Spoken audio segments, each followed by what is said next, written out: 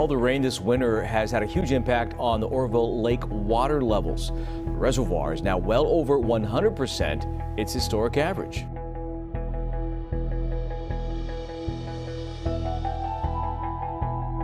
Get ready, because today we have an incredibly astonishing update from Lake Oroville. In the heart of California, beneath the azure skies, a fascinating mystery is unfolding at Lake Oroville, the state's second-largest man-made lake, eclipsed in size only by Lake Shasta. The waters of Lake Oroville have experienced an insane comeback, however. Rising from Oroville's depth also is something unexpected and terrifying. What is happening? What could be the real reason behind this unexpected surge? Is it just nature taking its course, or are there deeper reasons behind this phenomenon? In this video, we'll dive into the heart of this mystery and bring you the latest update on Lake Oroville. Don't miss out. In the 1960s, Lake Oroville was a bustling reservoir, brimming with water that served the local communities. However, in recent years, this abundance has dwindled, leading to significant changes in the lake's water levels.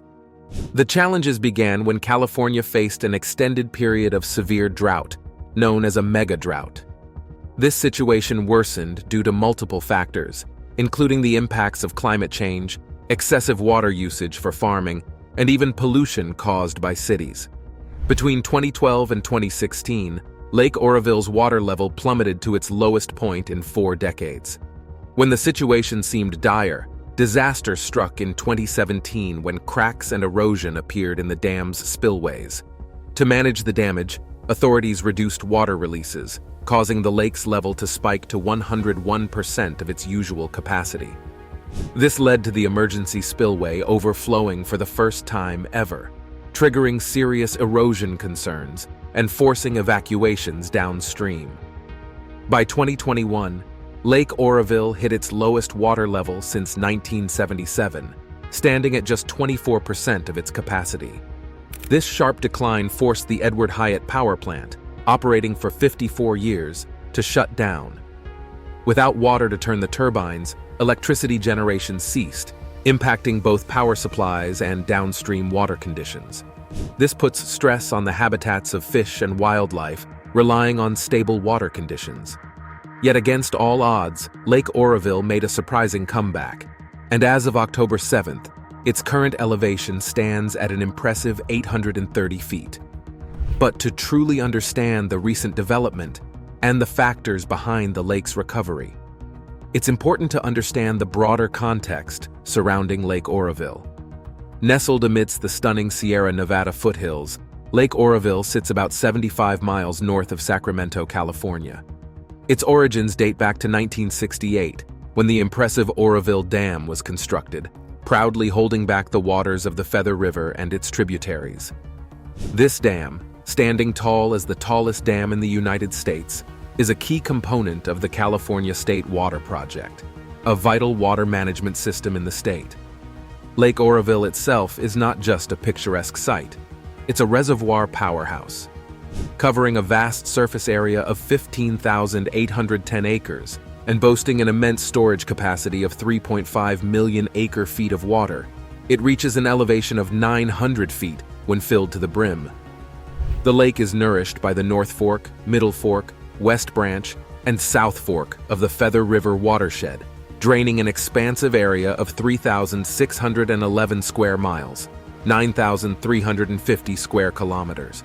The North Fork and Middle Fork Feather Rivers encompass 3,222 square miles, 8,340 square kilometers of this region, including parts of the foothill and mountain areas of the northern Sierra Nevada and southern Cascade Range. However, Lake Oroville is more than just a scenic landmark. It plays a vital role in California's water supply, agriculture, and energy production. As a crucial component of the State Water Project, it provides water to over 27 million people and irrigates more than 750,000 acres of agricultural land, contributing significantly to the state's agricultural prosperity. Furthermore, Lake Oroville serves as a key regulator of water flows into the Feather River, supplying water to the Sacramento Valley and the San Francisco Bay Area. Its hydroelectric power plant generates electricity, producing an impressive 819 megawatts. To put it in perspective, this capacity is sufficient to power around 600,000 households throughout California, making a substantial contribution to the state's energy needs. At the heart of Lake Oroville's recreational experience lies the Lake Oroville Visitor Center, serving as a knowledge hub. Visitors can delve into its rich offerings, including museums, exhibits, videos, and a store. One of its most striking features is a tower equipped with powerful telescopes, standing tall at 47 feet. From this vantage point, visitors can marvel at the lake's beauty, the majestic Sierra Nevada mountains, scenic valleys, rolling foothills, and the stunning Sutter Buttes mountain range. Fishing enthusiasts find solace in the waters of Lake Oroville State Recreation Area, where a variety of fish species abound. Largemouth, smallmouth, spotted bass, Chinook salmon, catfish, Mackinaw trout, sturgeon, white crappie, and brown trout are among the catches anglers can anticipate. The lake hosts a remarkable record, with the largest Mackinaw weighing in at an impressive 19 pounds, alongside a 3-pound white crappie. Fishing opportunities are available year-round, though anglers must hold a valid California sport fishing license. Boating enthusiasts can revel in year-round boating activities, ranging from water skiing and wakeboarding to exploring the waters in houseboats, personal watercraft, and trolling boats. Lake Oroville boasts 5 multi-lane boat launch ramps at key locations, including Bidwell Canyon, Loafer Creek, Spillway, Lime Saddle, Enterprise, Nelson Bar, Vinton Gulch, Foreman Creek, and Dark Canyon. Boating supplies and rentals are conveniently accessible at Bidwell Marina on the south end and Lake Oroville Marina on the north end. For adventurers seeking a more intimate experience with the water, kayaks, canoes, sailboats, and paddleboats are available for rent at the Forebay Aquatic Center, located at the North Forebay. Camping enthusiasts have a plethora of options, including traditional campgrounds, floating campsites, boat-in camps, and equestrian campsites, allowing for a truly immersive outdoor experience. However, over the years, Lake Oroville's journey has been akin to a roller coaster, marked by fluctuating water levels due to the mega drought that hit the region. Sadly, Lake Oroville wasn't the only water body experiencing such challenges. Rivers worldwide were also experiencing the same strain. But in 2023, a remarkable transformation occurred for Lake Oroville and other water bodies in the region. Lake Oroville's remarkable transformation, captured by NASA's Earth Observatory, provides a vivid glimpse into its recent journey. These images, taken between November 2022 and late January 2023, showcase a dramatic change that not only impacted Oroville, but also Shasta Lake, elevating both water bodies to unprecedented heights. In May 2023, new images of Lake Shasta further revealed the extent of this positive change. As of January 30th, Lake Oroville stood at an impressive 64% of its capacity, surpassing the historical average for that time of year, which typically hovers around 111%. This substantial improvement contrasts sharply with its meager 28% level in November. Similarly, Shasta Lake, as of January 29th, reached 56% of its capacity, representing an 87% increase from its 31% level on November 19th. Examining the images closely reveals tan fringes encircling the lakes in the November pictures. These fringes indicate areas where calcium carbonate and other mineral compounds clung to the sandstone during prior periods of higher water levels. By late January, a significant portion of these bathtub rings was submerged underwater, illustrating the impressive rise in water levels. In an astonishing turn of events, Lake Shasta then achieved a stunning 100% of its capacity this year. Within just 2 months, from April to June 2023, the water level rose by more than 50 feet. As of July 11th, Oroville's water level reached nearly 896 feet, a mere 4.21 feet below full capacity. This remarkable recovery was bolstered by several factors, adding approximately 2.5 million acre-feet of water to the lake.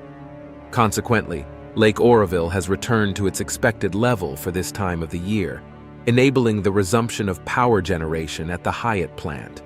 However, a new development has occurred in recent times, and before the end of this video, you'll find out. But first, what are the factors behind the rising water levels at Lake Oroville? The rise in Lake Oroville's water levels can be attributed to a blend of factors that came into play this year. The first factor was that the winter before this spring was unusual. It was exceptionally snowy in the Sierra Nevada mountains and unusually rainy in the Midwest. According to the California Department of Water Resources, the snowpack reached 61 inches by April 3rd, a staggering 237% above the average for that day. This hefty snowpack turned into a crucial water source for the region. Ted Craddock, deputy director of the State Water Project, expressed optimism about this situation. He pointed out that the storms during the past winter significantly benefited the State Water Project, especially Lake Oroville, a vital reservoir in the region. But there's more to this story. The higher temperatures and occasional heavy rainfall led to the snow melting faster and more intensely than usual. This rapid snowmelt resulted in a substantial amount of water flowing into the lake, especially during May and June, when it received double the water compared to historical averages for those months. However, releasing this water from the lake had its challenges due to various environmental and regulatory constraints. Managing Lake Oroville is a complex task. Both the U.S. Bureau of Reclamation and California's Department of Water Resources face the intricate challenge of balancing diverse needs, such as water supply, power generation, and safeguarding fish and wildlife. Moreover, they must adhere to laws and court orders that dictate how much water they can release during specific periods. Striking this balance is delicate and requires careful consideration. For example, they must maintain a minimum flow of water into the Feather River to support endangered salmon and steelhead trout that migrate upstream to spawn. Additionally, they need to avoid removing too much cold water from the bottom of the lake, as it could harm fish and impact water quality downstream. In an interesting twist, downstream users also played a role in Lake Oroville's rising water level. During the prolonged drought before 2019, many users reduced their water consumption and turned to groundwater pumping. Consequently, the overall water demand decreased. Meanwhile, there's a new development. As of June 27th, Oroville's water level began to recede gradually. Currently, as of October 7th, the lake has receded by an astounding 70 feet from its peak of 900 feet. While this might seem troubling, the dip can be attributed to the increasing summer temperatures experienced in recent months, yet it's quite shocking to witness water levels maintaining an upward trajectory at this time of the year. To put this into context, Lake Oroville's water level currently stands at an elevation level of 830 feet. This is 136 feet above the 2022 level and over 201 feet above the 2021 level. According to the California Department of Water Resources, DWR, Lake Oroville is now 38% healthier than it was at the beginning of the 2022 to 2023 water year. This revival brings relief and hope to a region that has grappled with water scarcity and drought challenges recently. So what does the future hold for Lake Oroville? Experts caution against too much optimism, despite the recent heavy rain and snowfall that have helped replenish the lake and other reservoirs in the state. Jay Famiglietti, a global futures professor at Arizona State University, pointed out a sobering reality. Even the wettest wet seasons are not enough to compensate for the vast amount of groundwater California extracts annually. This influx of water, while beneficial, does not fully resolve California's long-standing water crisis. Lake Oroville relies heavily on the snowpack from the Sierra Nevada mountains, typically contributing about 30% of its water supply. However, due to rising temperatures and earlier snowmelt, there is a reduced amount of snow available for runoff during the crucial summer months. This changing climate pattern poses challenges to maintaining stable water levels in the long term. Nevertheless, there are positive signs for the 2023 to 2024 water year. According to the California Department of Water Resources, DWR, Lake Oroville currently stands at approximately 136% above the historical average for this time of the year. Recent modest rainfall in Northern California prompted the DWR to initiate controlled water releases from the lake, preparing for more anticipated rain and snow in the upcoming forecast. Feather River releases have been reduced to 4,000 cubic feet per second, CFS, through October 10th to manage the reservoir effectively. Flows through the city of Oroville remain at 650 CFs, and releases from the Thermalito Afterbay outlet are reduced to 3,350 CFs, totaling 4,000 CFs downstream of the outlet. Further reductions are expected in the following week as DWR closely monitors forecasts to predict incoming storm impacts and decide whether additional water releases are necessary to account for higher estimated inflows. Additionally, DWR's Water Operations Division has begun adjusting reservoir levels according to the U.S. Army Corps of Engineers Water Control Manual. This yearly process is essential for flood control protection in downstream communities and to create extra space in the lake for increased storm runoff during the winter season. DWR continues to assess releases to the Feather River daily, adapting their strategies based on changing weather patterns. Visitors to Oroville Dam may observe minor amounts of water flowing from drains integrated into the emergency spillway. While this may seem unusual, it's part of the emergency spillway's design, and both the dam and emergency spillway are functioning as intended to manage the current water levels. Meanwhile, it's important to highlight a significant milestone. The main spillway at Lake Oroville faced a substantial challenge recently, marking its first significant test since its reconstruction, which was completed on November 1, 2018. During this challenge, it impressively managed over 2.3 million acre-feet of water, roughly 67% of the lake's capacity.